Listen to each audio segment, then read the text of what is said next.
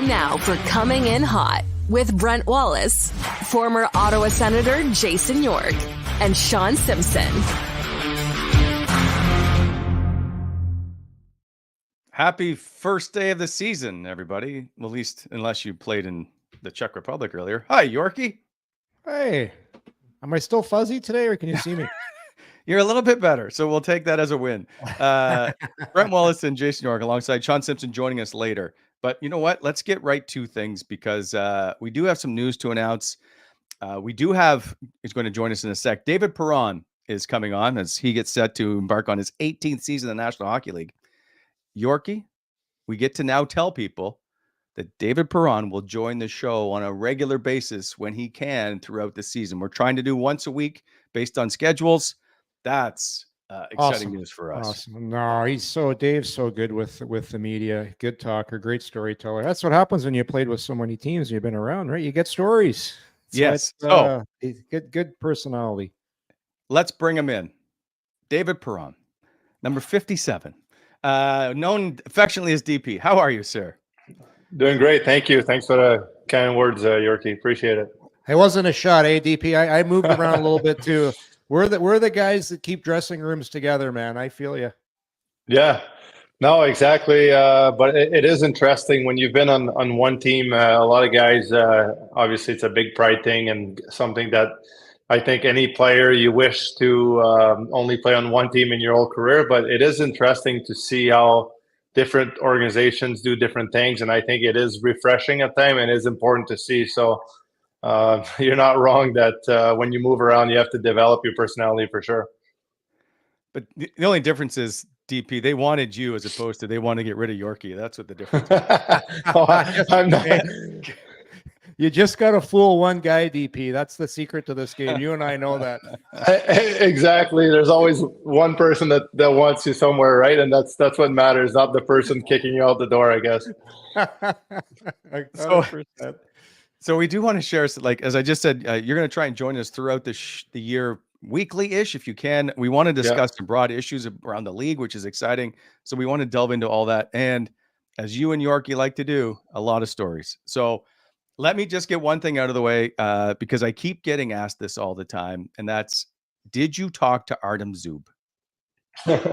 First time I met him, for sure, I went over and kind of like, hey, nice to meet you. Sorry about last year. Small conversation, but I think if ever anyone that knows Zuby, he keeps it to himself pretty good. He's pretty quiet. There are certainly a couple chirps around the room. Let's say Brady, the first time we get into a corner to get in a one-on-one battle in the pre-camp skates that we had, a couple guys kind of like, oh, here we go. Like, let's see what happens. They're kind of trying and juice it up a little bit, but I don't know. Zuby just kind of keeps his own. He's a pretty quiet guy, pretty to himself in a sense, very professional, goes about his business. And that's really what I had there. Nothing more. I hope that when we get the season started, we go on the road that I can grab him and just bring him out for a beer or something. And we can talk about life and things in general. And maybe that incident will come up. Maybe not. Or see. You can ask me maybe in a couple of months. We'll see where it goes. Based on how much he talks, you're probably just a small beer. Or maybe he's got to be drinking while instead of talking. Yeah, well, I don't know. Again, I would like to see that side of things from him. I would like to get to know him for sure more. And I mean, he had a little bit of an injury early on in camp, and I had one myself. And sometimes when you're injured, you end up not seeing the guys as much, so maybe that's part of it. But in general, he just kind of keeps to himself. You know what? One more little thing I wanted to ask you, because you got one side of the spectrum, Zub, who doesn't talk much, and then you got Pinto, who talks all the time. And we had him on the show with that great new mustache of his, and he was kind of indicating with the number that he's going to try and hit you up for something, like trying to get something, sometimes. So did something ever happen there, DP? Well, I told him already that once we get on that road trip, maybe the first one or second one, I'll take him shopping somewhere. I'm not sure I'll get up to the level of getting him a $15,000 Rolex, but again, Well, I'll do something good for him. I'll take him out shopping somewhere, get him something that he needs, whatever it is. It is very appreciated. For him, it's a small gesture. I sit beside him in the room, and it doesn't seem like a big deal, but for me, it is. It's cool that I can have my number, and it's honestly not even something I requested. I didn't say anything, and the equipment guys just kind of reached out to me and say, "Hey, your number is available," and I knew that was a 57. And so I was like, what happened? What do I have to do? And not much else was said, really.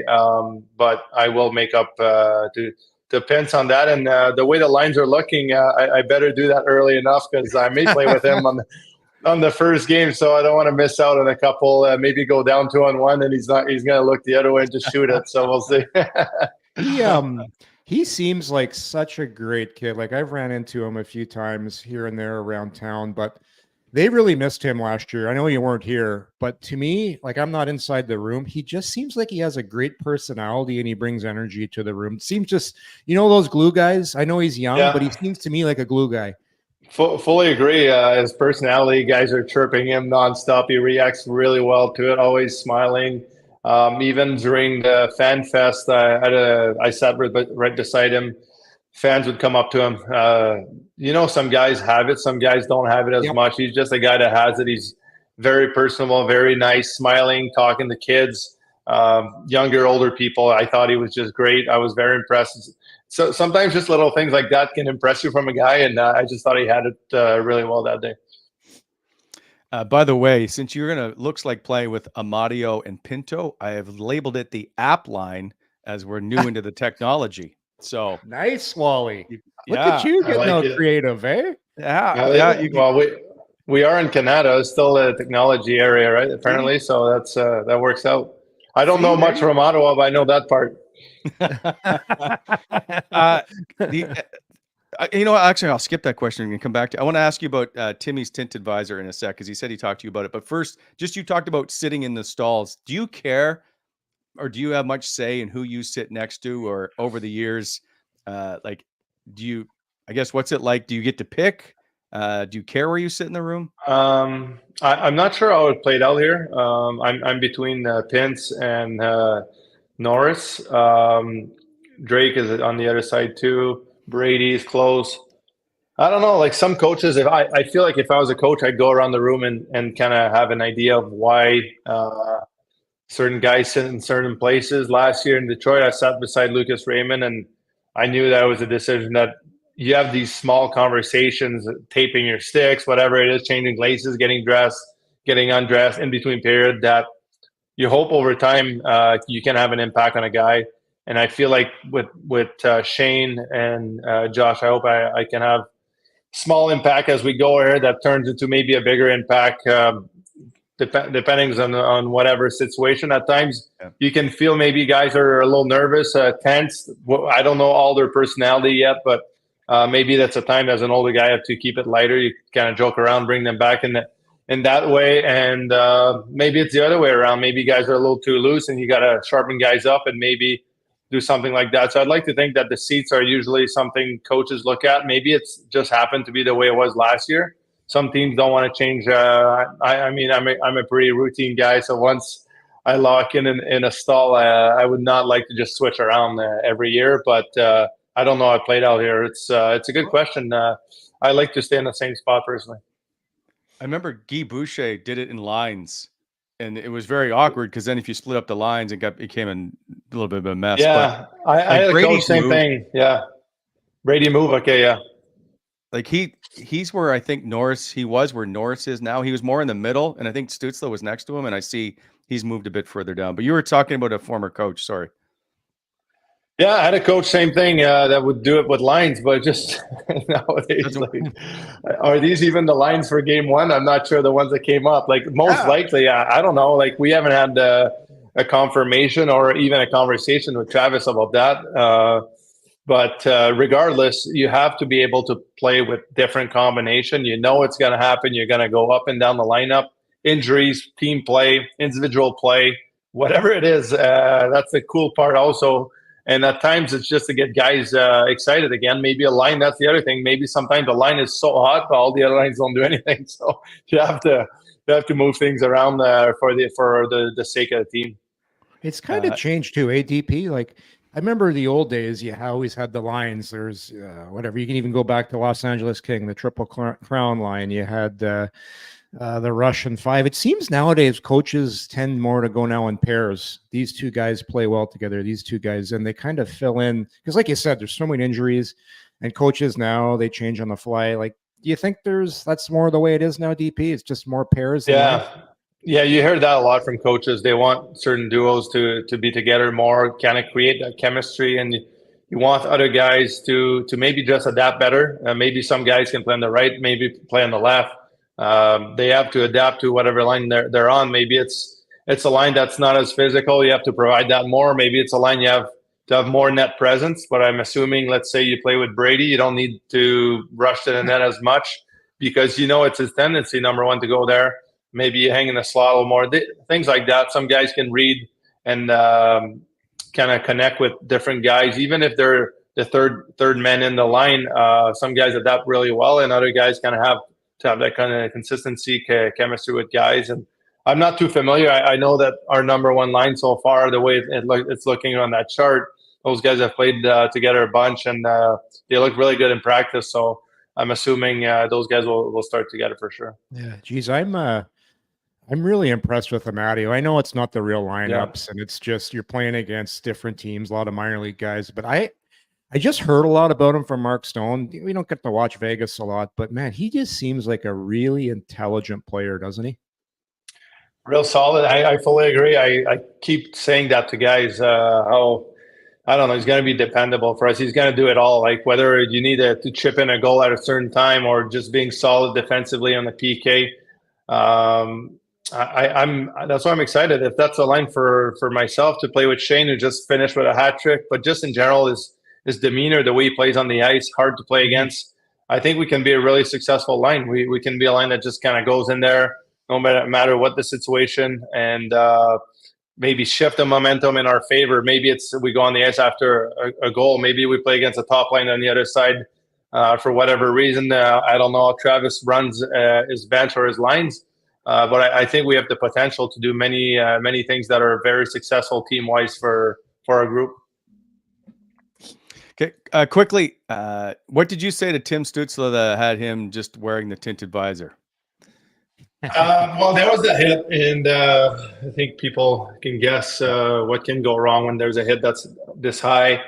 And I worked with several people in the past, and this guy named Mark Lindsay, he's from he's got a cottage, I think, in the Ottawa region, and really good and intelligent person that works well with neck and head and all that stuff. Anything, and he's got a lot of guys that he had switched over to tinted visor, and I was wearing it before, but through injuries and things like that, I added that, and I just kind of mentioned it to Timmy, and I don't even know. I was like, hey, just throw it on, see if it helps any of that stuff, and he looks good in it. So, but you've seen like Jack Eichel, Braden Shen, Max Domi. I mean, it's across the league. There's more and more of guys, and a lot of guys will say, oh no, this guy doesn't have a visor. Well, go check it out. Eichel does, and I want to say like 20 to 30 guys changed over because of kind of the advice, and the light is so bright at the top of the building. All nowadays, like the way the buildings are made, the light are only on the ice, not as much on the stands. Most of the buildings are and it's so bright in there that it just kind of deems it up a little bit. And really, like after a while, you don't see through your visor. You don't even think it's tinted. You just kind of see normal, and then you see with the light of the ice, it doesn't make a difference really. It just kind of helps you out a little bit. And Timmy tried it. I think he likes maybe the style of the way it looks, and he's feeling really good. I don't know come Thursday if he's going to have it or not. I'm not sure, but he tried it, and that's the story, I guess. You mentioned DP Mark Lindsay. There is a guy. Yeah. He worked with me when I was playing. This guy. That's like him for sure. He's like a ghost. He's not a lot of people know about him, but he's worked with Peyton Manning. He's worked with Tiger Woods. He's working Jack Eichel after his surgery, right? One of the. I went to see him after an injury personally. He was in Charlotte, North Carolina with Eichel. staying in McCaffrey's the running back for San Francisco, and why he was there back then, like 4 or 5 years ago. And to spend time with this guy was really tough to nail down. But when you do, he's the best, and he will take care of you like he's it's crazy. You're his son, basically. He was treating me for like 3 hours at a time. We'd go eat lunch, another 2 hours after. We'd skate on the ice the next morning. I was there for 4 or 5 days, 3 or 4 days, whatever it was. Came back, felt unbelievable. To have a guy like there, I think he basically got a PhD in neurology and other things. So he's a guy that goes around and helps out McCaffrey a lot on weekends. I know he was out in Vegas last couple of years a lot to help out Eichel. And I haven't talked to him that much, but he's extremely smart. Yeah, one of the best. You guys have a good Cairo with you now, Dwayne Smith. That's the guy I go see. He's really good. Yeah, I've been with him. I did not know him. I've been with him with the little injury I've had here the last part of camp, and I'm pretty much good to go. And unless a flare up would happen, I don't see one because I feel super strong. And he's part of the staff with Dom that really helped me to feel great about myself. And that's what is so impressive for me. You come to a new team, you've seen different situations like we talked early on in the show, and to see how committed the staff is and how hard they work, and they take their time with all the guys, like no matter who you are. I've seen prospects that you kind of had an idea that wouldn't make the team, like we just know the numbers game and the salary and all that and the contracts. The guys were in there and just being treated like they were the best player on the team, and I was very impressed by that. Can you imagine, like, when you first came in the league? When I first came in the league, I was afraid to get on a table. I'm like, I'm not going on there. And the veterans were like, get off the table, rookie. You made the mistake one time, or maybe two, and if the wrong guy walked in the room, let's say maybe the dad of the captain of the Senators right now, if Big Walt caught you on the table, oh my goodness, you were not near the end of it. And it's funny, but I just ran into him today. He's in town. I'm guessing obviously you see Matthew coming in and Brady's son Ryder and everything. They're in town for a few days. So good to see him. And those guys, sometimes you would say nowadays, you can't have that anymore. But I really think it's part of the culture that you need to do it the right way. Times have changed. You got to do it in a different way maybe than back then. But I think it's important that there are things, and Big Walt was there to remind me. So good. Next time we get you on DP, you get the pictures when you play and your wife gets you a little present. I've got one really cool picture. It's probably the only time this ever happened on the ice because Big Walt was a big man, right? Me and him are battling for the puck. I'm going to put it up in the office for the next show. And I got the one hand there at DP and I'm just shoving him out of the way. It's got to be a camera trick or something because it's impossible. But next week I'll have it up for you guys. Love it. Okay. I know you got to go. I need to ask you two questions. One, you came on the show 2 days before or 2 days after I watched something, and I want to ask, so Yorkie, what does Eddie Murphy and David Perron have in common? Eddie Murphy and I know. Did you use some stand-up, DP? I don't know. Do you not know? Okay, just play the clip. Can't hear it. Can you? No, that's okay. Can you just put us in the same box? This is from Axel. Yeah, I've seen that. So they're stealing from your in locker my stall. Wow, that's cool, eh? There obviously are a lot of things in there that aren't real, but it is the locker room. It is my stall. It's crazy. It's a pretty cool thing. Obviously, I have your name, and why would they pick my stall of all the stall? I know a lot of buddies sent me that. I forgot about it. It's kind of cool. It's my first appearance in a movie without my face being in there. Yeah, I thought it was so neat, and I don't know what ring that is because that's not going to be your ring from St. Louis, right? No, that wasn't at all. Yeah, it wasn't. Yeah, we had the biggest one made. That's why. Not kidding. By the way, Florida's ring look unbelievable. Yeah. Wow, it's too bad. Yeah, they're going to give you that out later. They play tonight. We will get to that. Last question I have is this is your 18th season. I believe it's your 16th opening night. It's going to be on Thursday. I looked up your record and all that stuff. I'm just curious, is it as exciting as it was the first time you had opening night for you? Yeah, it is. I think the only difference is I'm trying to make it as normal of a night as possible. In a sense, I'm a guy that is staying away from caffeine, all that stuff. I'm trying to stay level-headed as much as possible. I always have so much energy that I try to calm myself down.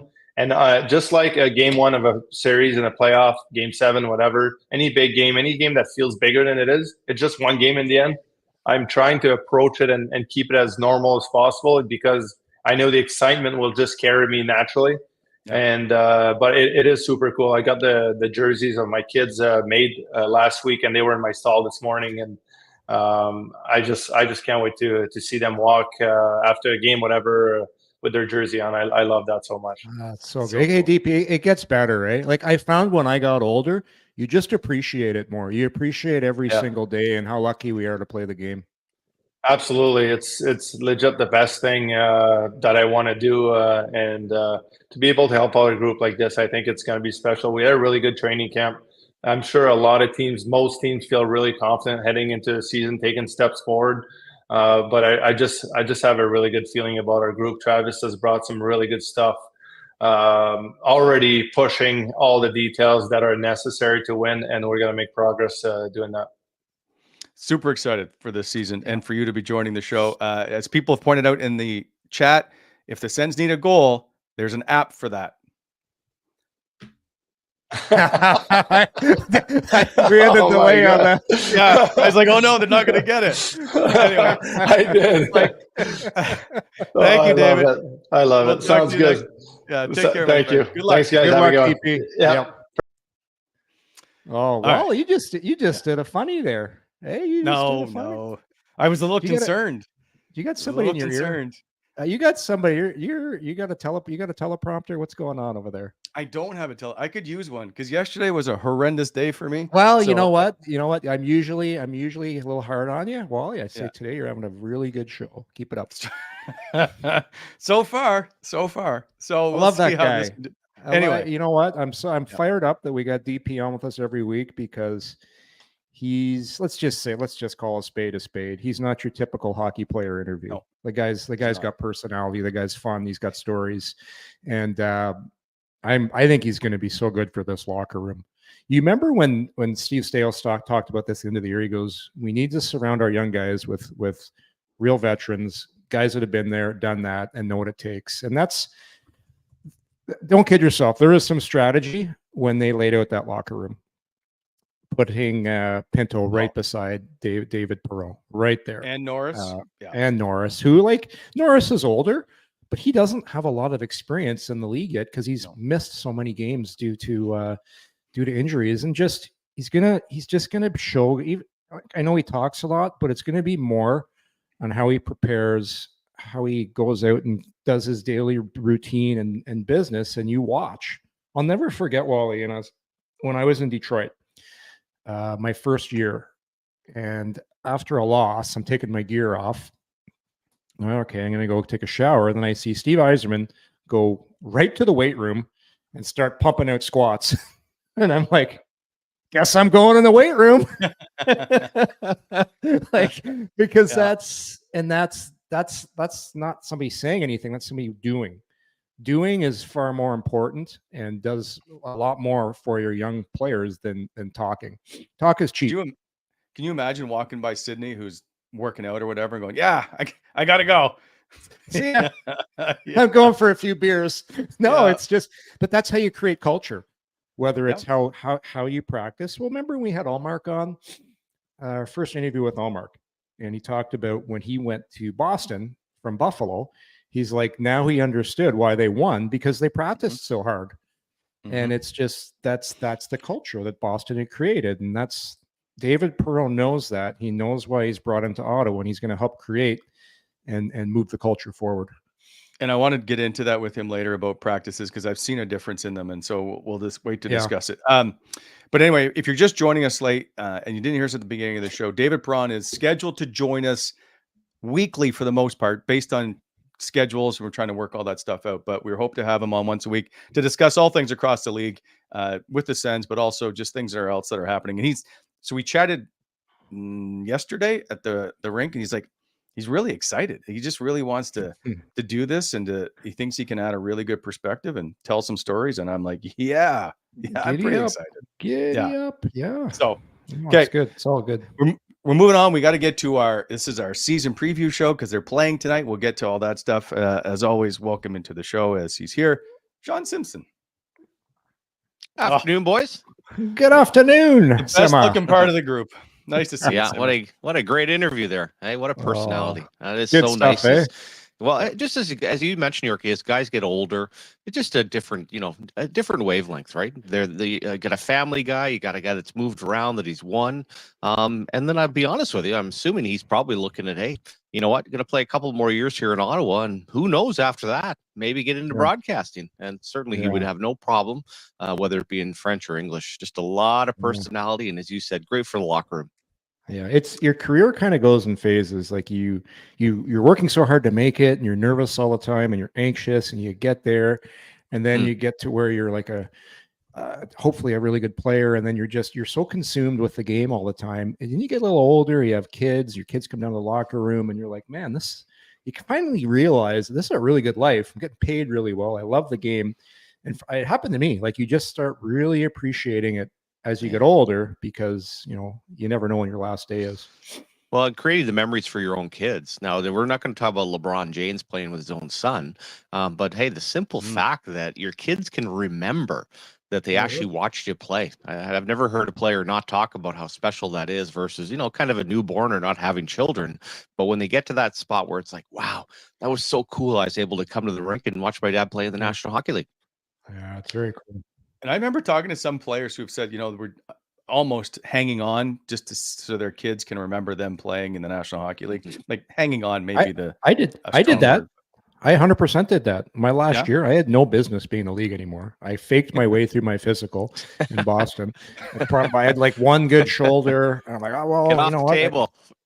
But bringing my kids down to the rink every Sunday to skate at the Boston Garden, and my little guy Matthew loved Chera sitting on his lap every game, and my son Jack hanging around with Bergeron. And yeah, just probably for the betterment of my health, fellas, I should have went back to Switzerland for 3 years and drank wine and ate cheese. Played 40 games. Sounds like that's a dream life. Oh, it's so good. It's simmer. Like it's so good over there. Well, the travel in Switzerland is like playing in Southern Ontario, right? I mean, everything's so easy, and they've got it figured out there for sure. Great lifestyle, great coffee, and great cheese and yogurt, Wally. If you're a yogurt guy, because it's real, no additives. Chateau Gruyere. I've been there actually. A little area just west of Zurich. I got so many good. We're moving the show. Okay, we're taking it to Switzerland. No problem. Absolutely. Okay, we got to get to our. Love a good road trip to Lugano, boys. We'll take you around town. We'll do a few things. We got stuff to get to. Okay, we got to do the season preview. We got to give out our tickets for the opening night, which I did yesterday. We'll get to that in a sec. Lots to go on. So before we get to, let's take care of a little bit of business, and that is the segment powered by Square. If you run a restaurant, you're too busy for this ad. It's that simple. You're thinking about how to get more orders flowing and new locations opening. You need to get more customers, and you need to keep them coming back. So really, you're already thinking about Square, because Square Restaurant Tech helps more than 400,000 restaurants do all those things and more. So when you're thinking about your restaurant, think bigger and think Square. Go to squareup.com/CA/EN/campaign/big-in-RST, BIGINRST, to see why Square is big in restaurants. You can also click on the URL in the show description. Okay, gentlemen, before we do our season preview, we're going to give out the tickets because I'm just excited to do it. And that is, I got a friend of the show to help with us do it yesterday. But this morning, we received another $5 donation from a gentleman in Nova Scotia to give us $2,700 for money that we have raised for food banks across the country. Nice. That's awesome. That's awesome. Great. And I think it's 18 different food banks have benefited from all of you listeners donating money. So a huge thank you to all of you, because I thought you guys would donate like $10 each, and it was well above that by most of you. So thank you. So a producer, Jake, if you could play the clip as we introduce now the winner of the tickets. All right, everybody, it's time to make the draw for the tickets for the home opener. And here he is to make that draw because he gets to face his former team as he make his Senator debut, Wayne Chesky. Nick, how you doing, pal? I'm doing great. Thanks for having me. I'm really honored to be able to do this. So people have donated nearly $2,700 to food banks. You're going to pick the name to send 2 people to the 100 levels here on Thursday night. Who are you taking? Let's find out. So anyone, eh? Anyone. And then read it? 1,600 ballots. Yeah, you pick one. I don't even want to look. I just kind of want to do one of these. Okay. This is it.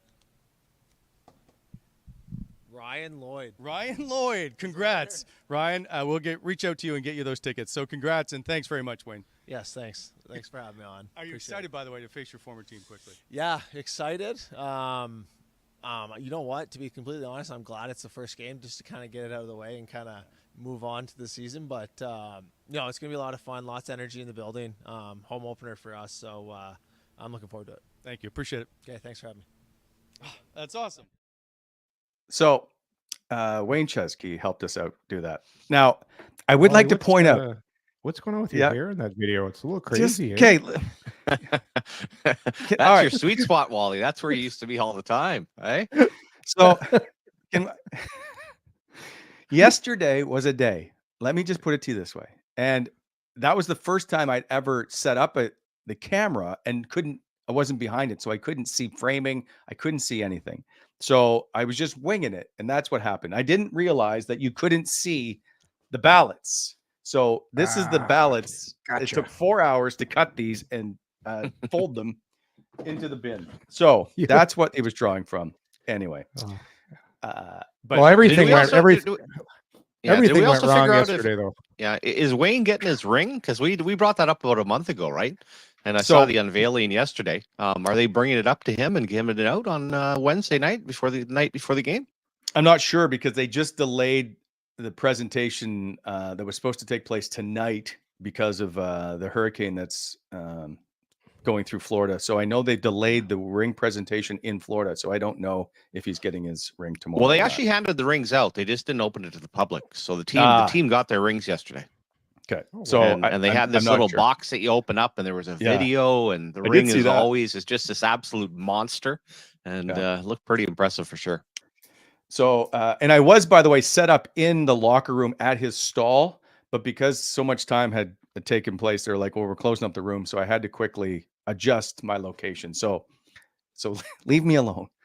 Yeah. Well, it's a tough day. He still doesn't know how to react when you call him Wayne. There's still a bit of a delay on him. He's like, the only reason I said it, because I talked to him earlier about it. I was like, like everybody's referring to you. I'm in the show now. We're not even going to call you Nick. It's going to be, and he's like, I love it. So nice. It's Wayne Chesky from now on.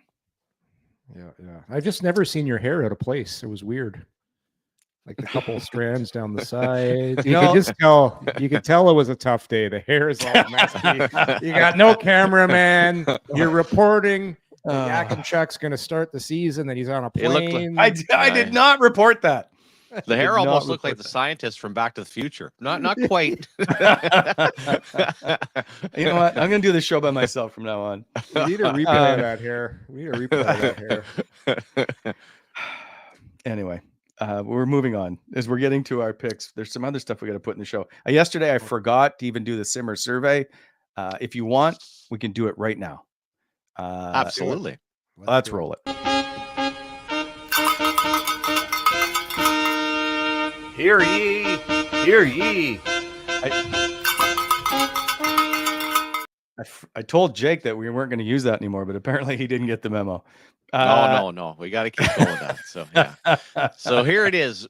What's the biggest surprise from training camp? I guess just based on players. Yakimchuk, Ullmark, teams play, or Gaudette.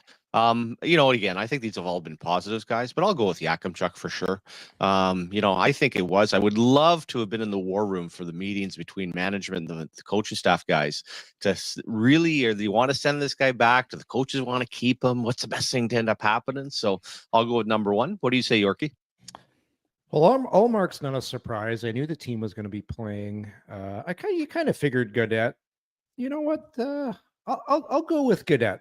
Because he put some offense up, had a great camp. pleasant surprise. Hopefully he keeps it up. Yeah, Yakimchuk as well, but just to be different, I'll go Gaudette. Mm. Yeah, and I agree. And also on Gaudette, I guess I'll watch it a little closer in the regular season, but he feels like he's a more complete player than we saw last time around. So how's that going to work as a fourth line? Maybe chip in a little bit of offense. What do you think, Wally? So I would have said Gaudette because I think he sort of, I don't know, came out of nowhere. I know there was an opening on that line, but there wasn't, I don't think, a lot of expectations because he'd already been here. They didn't see what they, I think, wanted to last time he was here. It's a different organization now. But for me, it's Linus Ullmark. How much, like, the fan base and everybody is excited because they watched this guy literally do exactly what they expected him to do and make big saves. And he did it in a preseason game where, let's face it, most guys, if they're regulars, are at 80%, 90%. He was outstanding. And it just excites everybody for the season. So for me, it's Linus Ullmark because you know what? He made stops. And we are a little jaded when it comes to our goaltenders in this city. And I think he just lived up to the exact expectations we were having of him. He was. Yeah, he actually caught the puck, which is rare in this breed the last few years. I mean, that is to me, and also just guys, I knew that it was going to be nice energy, but as you like to use the term, Yorkie, a lot of swagger. You know, he's just bringing something to the table that I think that starts from the goaltender. And they always say you build down the middle from center ice to defense to goaltender. We'll start with the goaltender right here, and just the presence that he's bringing to the table. Boy, that's got to bring a lot of confidence in the locker room. So I'll put that out on Twitter once the show's done. All right. Now, as we get into our season preview, Yorkie, let's take care of some business with our good friends at BEI. Yes, as always, big thank you to our friends at BEI. If you're looking to spruce up that driveway to get some nice curb appeal, give BEI a call. You can reach them at 613-432-1120. They also do aggregate and topsoil sales, driveway paving, plus equipment rentals. You can also get them at bonasherexcavating.com. BEI is helping to shape the Auto Valley, and always remember to slow down in those construction zones. And of course, our presenting partner, Bet365. Open an account today with Bet365 and bet on a huge range of markets. So whatever the sport, whatever the moment, it's never ordinary at Bet365. Use code DAILY365. Must be 19 years of age or older. Please play responsibly. Now we can get into what Bet365 is saying about all that's going on around the National Hockey League as we get set for our season preview. So here's how we're going to do this, gentlemen. We're going to go division by division. We're going to rotate who gets to go first, and we're going to give out our picks, and then we'll do our Stanley Cup prediction, which you know is probably completely wrong. Okay. So I don't even know if you guys remember what you sent me, but I do have them ready. So we're going to start in the Pacific Division. Here's a look last year at how things finished in the Pacific. The Vancouver Canucks on top, followed by Edmonton, LA, Vegas, and who took a wild card spot. So Jason York, the smartest man in hockey. Yes. What say you for your picks? Yeah, I really like the Vancouver Canucks and the way they're trending. I think Rick Tocchet is going to. I think he's going to push this team to another level this offseason. So with my picks, I had a tough time. I was going to go Vancouver 1, but in saying that, I think Connor's going to be on a mission. Draisaitl's got the new contract. It'll be close to see who wins it, but I say Edmonton ends up taking it. Vancouver is going to be close second. And this is where it gets tricky, fellas, because Vegas has made a lot of changes, but I still love their culture. I think Mark Stone is he's healthy. He's back playing from day one. I think they get the 3 spot, and I got LA in there at 4th. They're going to be my wild card team, I believe. And then the rest, San Jose, Anaheim, they're just not there. Calgary rebuilding. Seattle, I think they'll be above 500, but they'll just miss. So does LA not having Doughty for a little bit concern, or Vancouver without goaltending a bit of a concern? A little bit, but they play. When I think about Thatcher Demko is who I'm talking about. Yeah, they play really hard though. I like how hard. Like every single game LA plays, they play like a playoff game. They play. Okay. They don't give you a lot. Good at home. So It's tough. Like Seattle could switch in there. I wasn't too sure on that, but I went with LA to be a wild card team. The big thing is I just think Edmonton and Vancouver, there's a big separation from those two teams and the rest. Okay. Simmer. Yeah, I ended up, similar to Yorkie, I ended up having Edmonton, Vegas, and Vancouver, where I kind of look at, and I think this will be another season, guys, where nobody in the California region makes the playoffs. I will see a crossover coming from is it the Central Division, whatever it ends up being. Edmonton, nervous about their defense. From a standpoint of Vegas, I know it's changes, but the culture is so good. And then with Vancouver, the young goaltender came in and played in the playoffs. So I think the carryover, it's not going to be the same as Demko, but I still would say, okay, they're going to be okay. But I think it'll be 3 out of that division, the Pacific, and then we'll end up having a crossover wild card, and then the rest kind of follows. And unfortunately, another tough year. And I just with LA, I think they're good, but the loss of Doughty for a few months there, I think that's going to end up sinking the ship for them. It's interesting to see. Yeah, I think we all had those 3 in our top 3 as I went Edmonton, Vegas, Vancouver. Simmer and I are a lot alike. Don't say that very often. I just think LA will be a little bit better than Seattle. Even with the Doughty injury, I just think LA sometimes can will a little bit more than Seattle can. And like you guys say, the bottom 3, which we all have exactly the same, they're just it's going to be tough time for the Calgary Flames guys for the next few years. Here is not going to be pretty. I mean, it's going to be, they have really they've entered the rebuild tunnel, and who knows when they're going to come out. So that is not going to be pretty, and not something they're used to in the great province of Alberta. When's that new rink going to be ready in Calgary?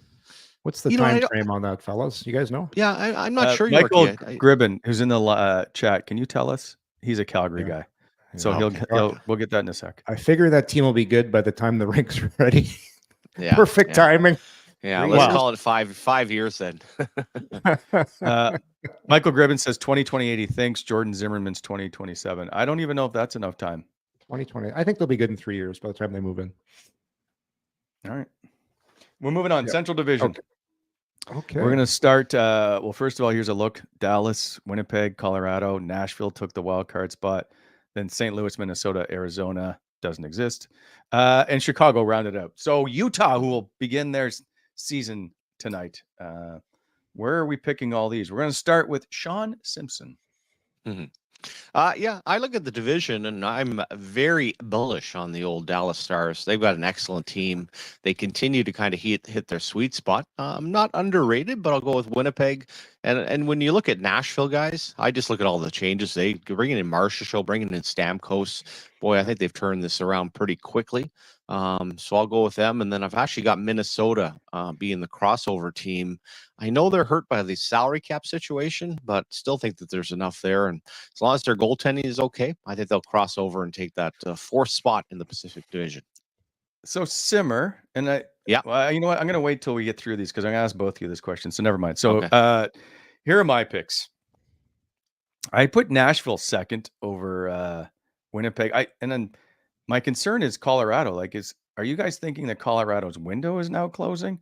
If you've got him in 4th, anyway, we'll wait till Yorkie's pick to see where he is, and then we'll discuss Winnipeg. I also want to discuss Nashville a little bit more. Utah, I think if you watched how Arizona played last year, they started to climb up into the standings. I think Utah is there, and I don't know what St. Louis, Minnesota, or Chicago are going to end up being. They're just they're like Calgary, Anaheim, San Jose to me. I don't know where they all finished, but I don't think anybody was more active in the preseason or in the offseason, than Utah. So I'm kind of looking at the sum of the parts, and I just don't know how to put it together. But they certainly have gotten the money. They've gotten new buildings, so that'll be very curious to see. Yeah. Anyway, like you said, I'm interested just to see how it all plays out with the excitement that surrounds basically a new franchise. Okay, Yorkie, your picks. So I, like Simmer and yourself, Wally, I'm very bullish on the Dallas Stars. Good friend Peter DeBoer. I think he is an excellent coach. Really good friends with Paul Maurice, and I know those two talk a lot in the summer. And I know we're not there to our Stanley Cup picks yet, but I think Dallas is heavily in the mix for that. I like the Winnipeg Jets. They're big, they're heavy, good goaltending. They check a lot of boxes for me. Colorado in 3rd. Nashville is going to be my wild card. I put Utah I was thinking of bumping Utah up a little bit more, guys, because I think that's going to be a really fun and exciting place. I think they're going to be a good team on home ice. Not quite good enough to make it. And then the rest, I had Minnesota down there, St. Louis, and Chicago. As good as a coach as Luke Richardson is, it's just there's going to be a couple more hard years of pain there before they get it turned around. It's just they're just so young, right? Yeah. So the Colorado one is interesting to me because 2 years ago people predicted them to be winning the cup, right? And now are they done? I was a little concerned when they were going to have two really small defensemen on their blue line. And I'm like, how is this going to work? And Sam Girard and Brandstrom. But then they quickly waived Brandstrom. Like, okay, now they know what they're. And no, you just can't have two guys 5'8" on your blue line in today's NHL. Yeah. But Nathan McKinnon is still one of the best top two, top three, whatever you want to call it. Mikko Rantanen-Simmer, he is one of the most underrated players in the National Hockey League. Cale Makar, arguably the best defenseman. So they're still going to be a playoff team. It's going to be a matter of staying healthy and can their depth guys chip in a little bit for them. Yeah, and what's going to happen with the captain? And then the other big loss is Nikushin, right? So you look at it, but I still think at the end of the day, there's enough talent there. Was surprised with the Brandstrom side. And then Georgiev in goal, I'm actually a big fan of his. But boy, oh boy, he was either hot or cold last year. But still, at the end of the day, I wouldn't say their window's closed, Wally. Just like every other team that seems to win and up against the salary cap. And as far as Rantanen, he's not only the most underrated player, he might be the most anonymous player in the National Hockey League. I don't think I've ever seen him talk. I don't think I've ever seen him do anything. It's like, okay, if I bumped into him on the street, would you end up knowing who it is? But no idea. I still think there's enough talent there.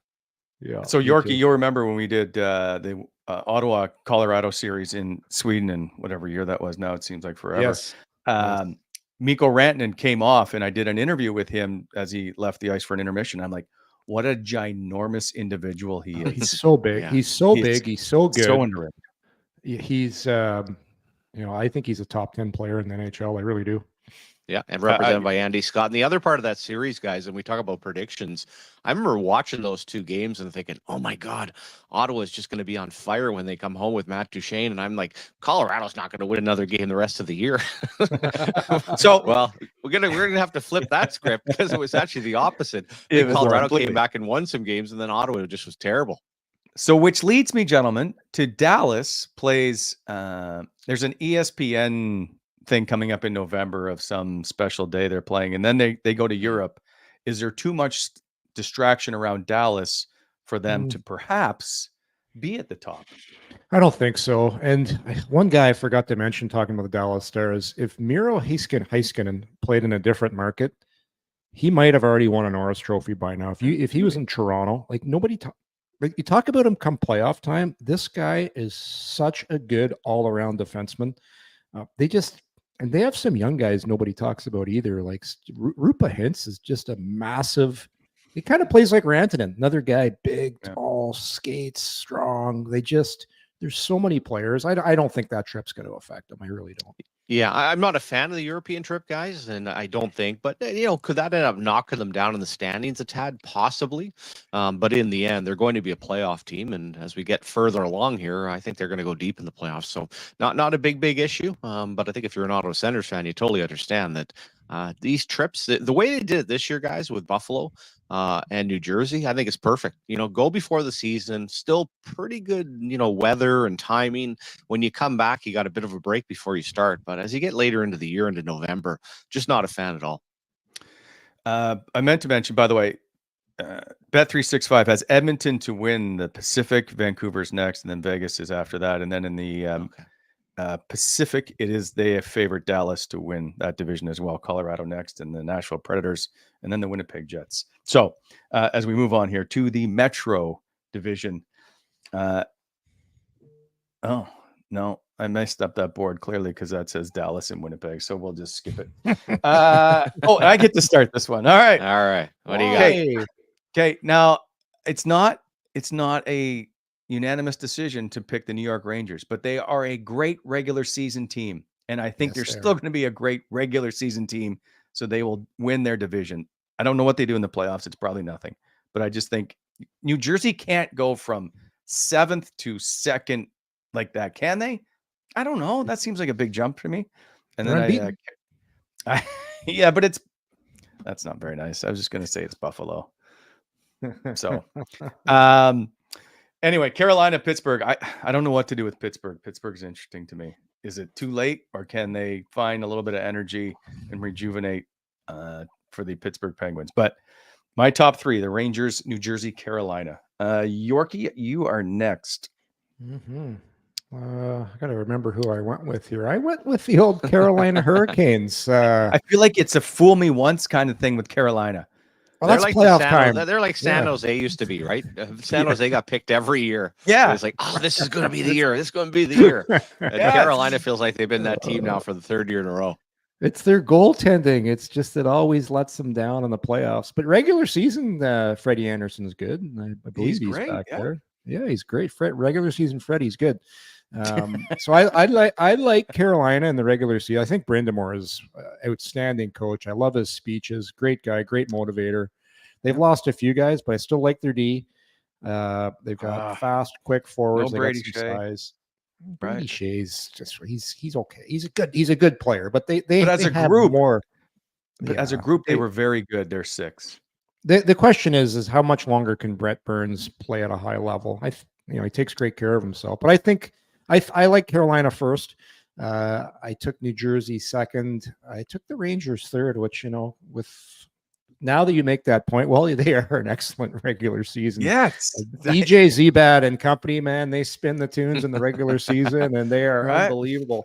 Yeah. But I think all 3 of those teams are going to have over 100 points. I think they'll all have very good seasons. And I went with Torts. I think Torts is going to fire the boys up in Philadelphia.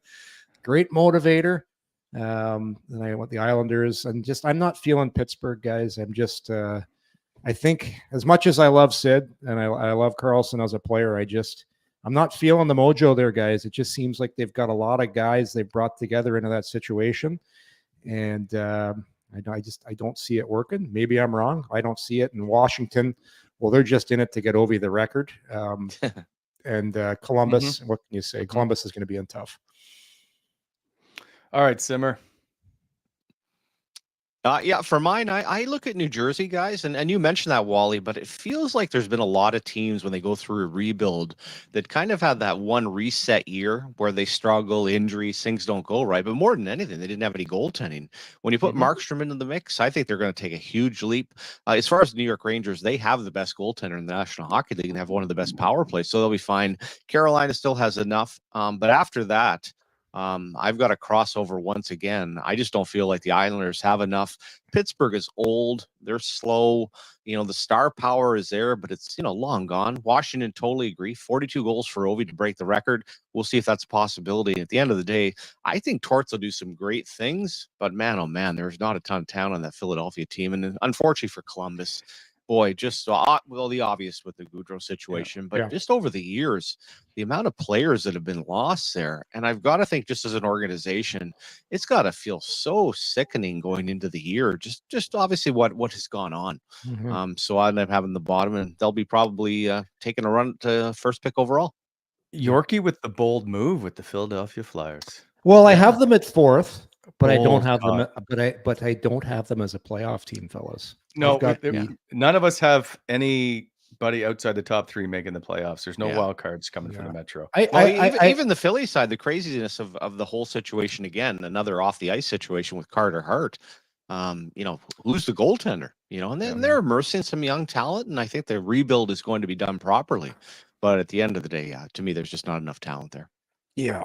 I was thinking about the Islanders just because I think Patty Waugh is going to have that. Like he's going to get the most out of that group, but just I don't know. There's this funny stuff. Like you look at what's going on. Who did they just waive there? The Engvall. Like let's give a guy 7 years or whatever, and now we're waiving. It doesn't make any sense. Like you're the guy that signed him, and now all of a sudden he's no good. Like you just forced. That's Lou wanted him to go to Bridgeport. I just find the Islanders too, and there was a little interview yesterday with Patrick Waugh. They were doing something on the ice. First of all, very underrated uniforms, just absolutely incredible to see the original colors and everything goes, but they're just so bloody boring. Like, outside of Barzell, like there's just not much there. Sorokin's certainly a very good goaltender, but I don't think they have enough depth, enough talent. And they over the years have paid way too much money for role players, including Mr. Engvall, who will start in the American Hockey League. Are they still doing? You got to have your hair a certain length, and you can have no beards. Oh, absolutely. Yeah. Who was the? I'm blanking for a second. Who came over the? Yeah, exactly. And I know that caused a real stir, but to me that is so outdated. I appreciate the discipline and everything else, but man, oh man, this is 2024. I thought that I was jealous of the hair that Duclair had. If I had that, I wouldn't be cutting it off. That's for sure. Exactly. The Metro Division by Bet365 is the Devils to win it, Carolina second, the Rangers in third. In fact, it's almost the Islanders and Penguins top 5. It's almost the exact same as Simmer's picks. So good job, Simmer. On to the Atlantic, the one everybody's interested. So that's why I saved it to the last. Florida, Boston, Toronto, Tampa, all out the top 4, which is arguably, gentlemen, the toughest division in hockey at the moment. You need to battle your way through this division to try and make a playoff spot. So Jason York, we start back, I believe, with you. Mm-hmm. Yes, sir. And how could you not take Toronto first? The regular season darlings, they're always great in the regular season. Berube is going to get allotted to that group too, and it looks like, judging from their preseason, they're going to try and play a more physical, disciplined style of hockey. Like the move they brought in, bringing Tanev in. I think he's going to help a lot on that defense. So I like Toronto first. I'm bullish on the Boston Bruins, guys. I like the moves they did in the summer. Elias Lindholm, I think, he's a prototypical Boston Bruins, smart two-way player, had a decent playoff with Vancouver. I think he's going to help. And I know you love this guy, Simmer Swayman. Swayman could arguably be the best goalie in the league. Like, this guy's got that mojo, that moxie I'm talking about. He's got the new contract. So I like Boston. Florida, they'll be there. And then I've got Tampa and Ottawa. Yes, ladies and gentlemen, I've got Ottawa as a wild card team. Oh, you're playing to the fans. Well, I just think that they went out this summer and did moves that I think are going to have them in the mix.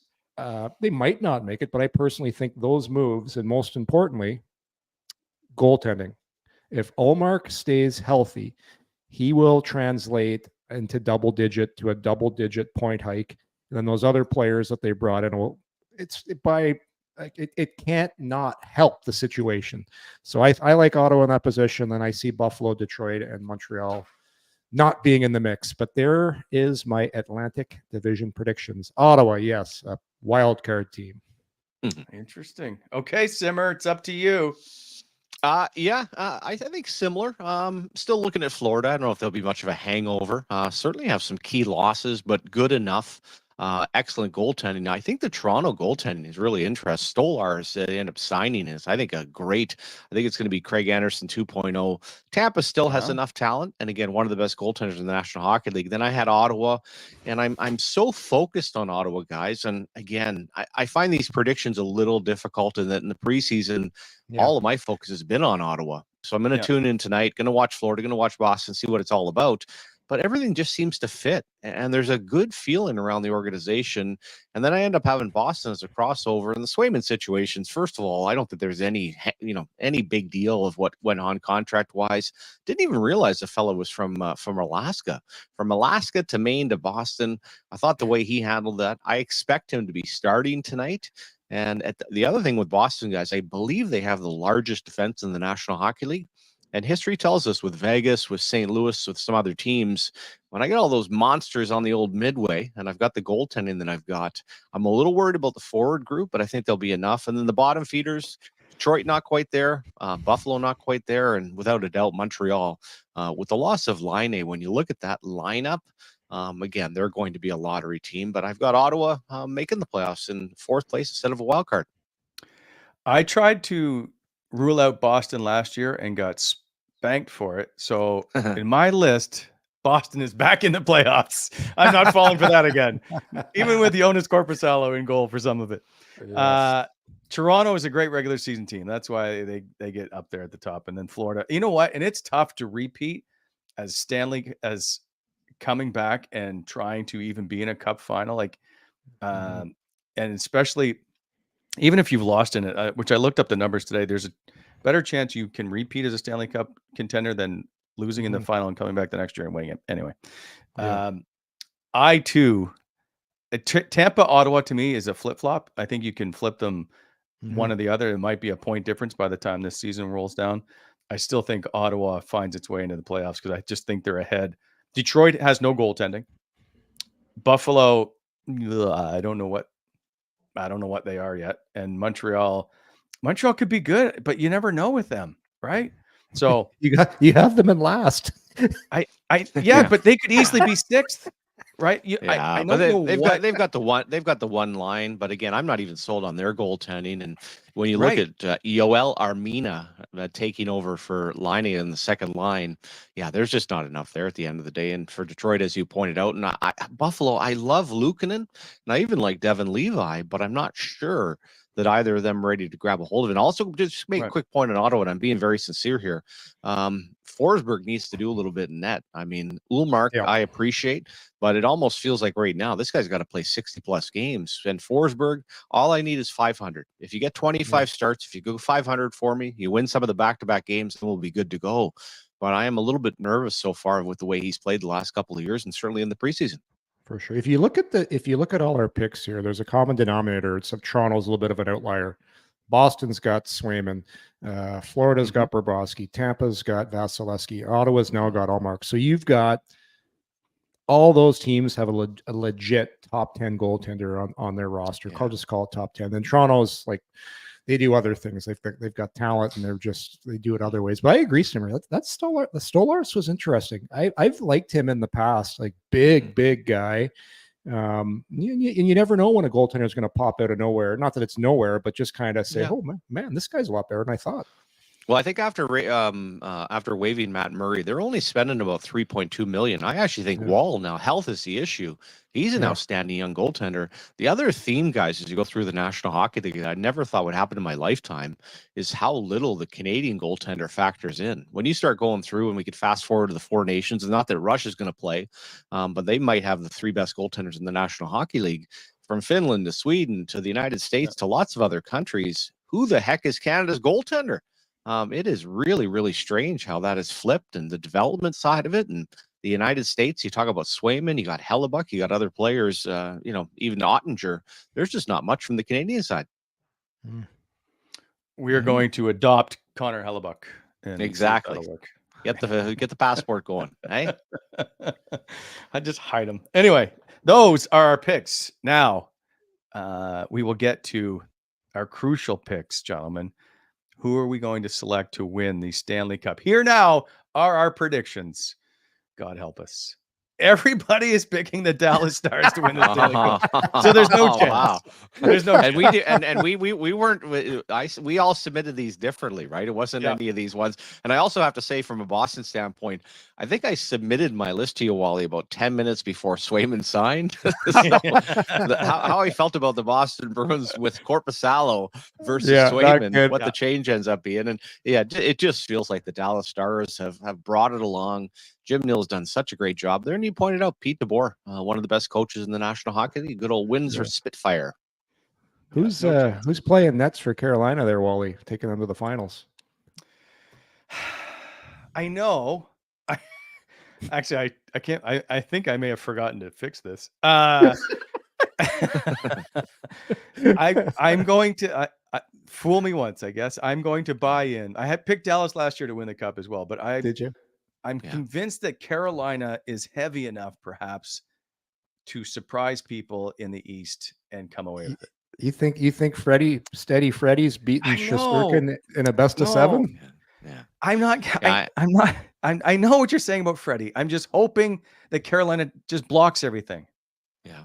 It's blocking. Well, the That's loss on the blue line, though, when you look at Slavin as well, guys, I mean, I'm nervous about that. And the unfortunate for them, they grind it out. I don't think there's enough scoring ability. So I think kind of across the board there that, hey, they'll be there, they'll play hard. But I think the depth on defense is gone, uncertain goaltending. And at the end of the day, they really haven't addressed their offense at all. So that's the only reason I would stay away from Carolina as far as going deep in the playoffs.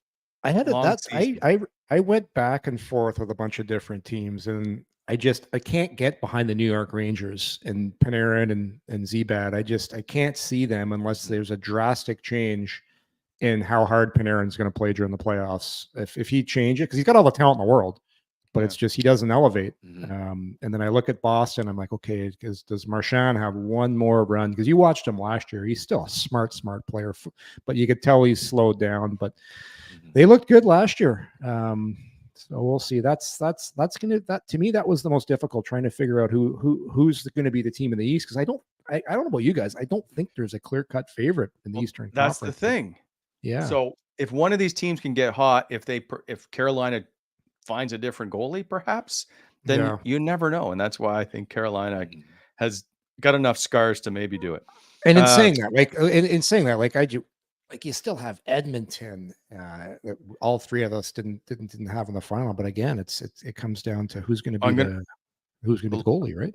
So let me point out, since 1983, only 3 teams have lost in the final to come back and win the Stanley Cup the next year. Wow.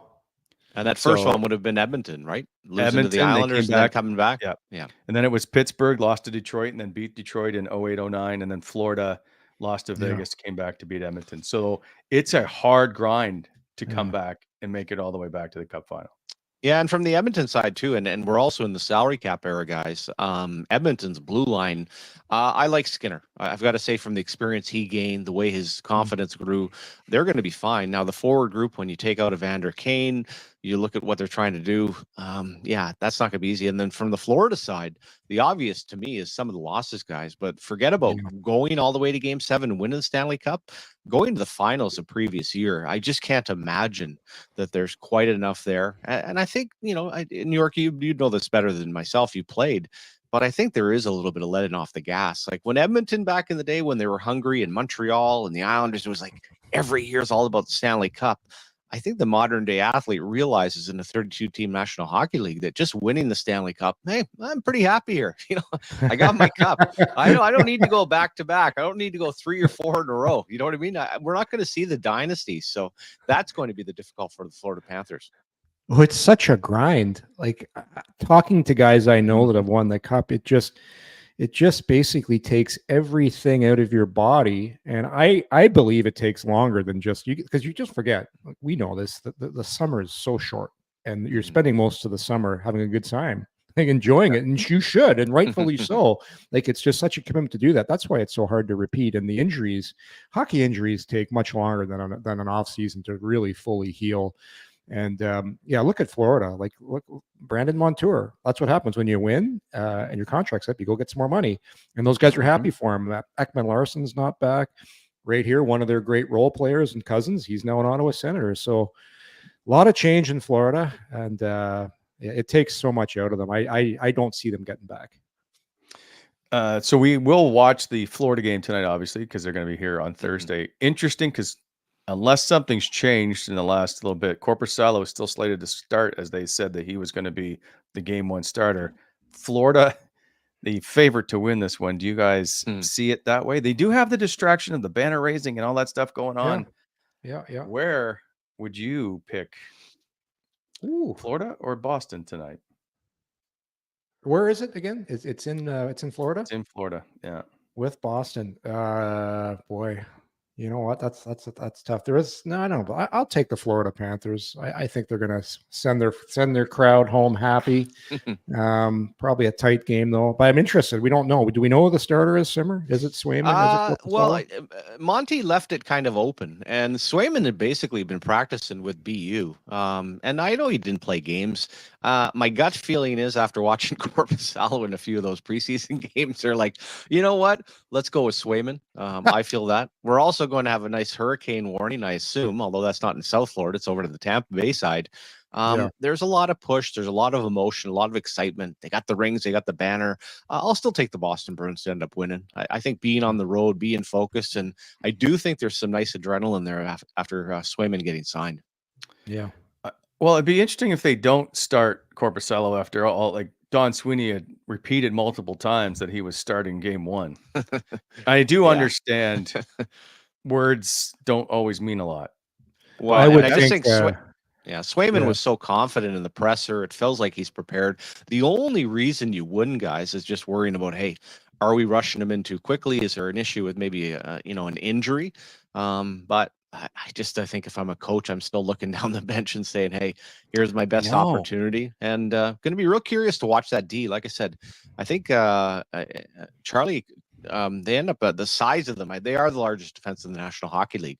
I'm just interested to see how that kind of mixes in front of a goaltender like Swayman. I think Swayman, I'm looking at their schedule right now. I think he probably backs up. No exhibition games, playing with BU or prancing with BU. I don't think it would be wise just to throw him in. I think he comes on the trip, takes warm up. They skate tomorrow. Then he probably starts at home against Montreal, and then that's his first game of the year. It's just You don't think he starts Thursday if he doesn't No. play tonight? I think he starts Thursday. No, he starts Thursday. Oh, Swayman starts Thursday. Oh, sorry. I was Yeah. never mind. I was confusing with Florida. I just think because he hasn't. I just think he's going to be on the bench, get back with his teammates for the first day, practice tomorrow, and it won't be a full skate because they just played and then start. But I could be wrong. We'll see. Okay. Gentlemen, I appreciate you sitting through as we, I think we got everything today. Unless the world comes to an end, no show tomorrow. We'll be back Thursday morning, though, 9 a.m. to set up the game against the Florida Panthers and the Kachucks as Walt is in town. Even Drake Batherson's dad's in town. And May, as also his sister, was at the practice yesterday as well. So they'll be watching. Hopefully, we mentioned that hurricane. We got some friends down in Florida. Everyone's going to be okay because it's up to a Cat 5 now, eh, guys? That's some pretty serious stuff. And a friend of mine's son's actually goes to school down there. Evacuated his university, and he's flying home. Flew home this morning. Old Luke, listener to the show, Luke, back in transit. He's subscribed to Coming in Hot, but he's flying home, so it's going to be it's going to get nasty down in Florida. Well, only 2 weeks from the last one, and imagine just turning around, guys, psychologically. I know it's a different path, but man, oh man. And then everyone talks about global warming. They're talking about this, and this is going to be the biggest one ever. I never know with the American news what to expect, but they're legitimately saying the death toll of 2 weeks ago is up to 230 people. And they're talking about the surge that they're going to see there of up to 10 to 15 feet. Headed right towards Tampa Bay. So absolutely just wishing everybody good. And I think based on the traffic, guys, people are taking it pretty serious this time, right? Not the old, you know what?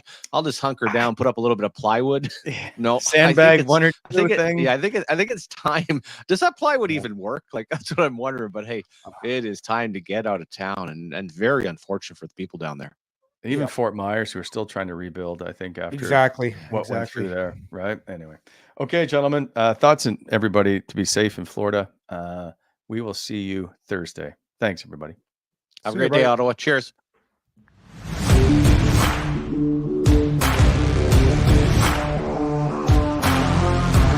Thanks for tuning in to Coming in Hot.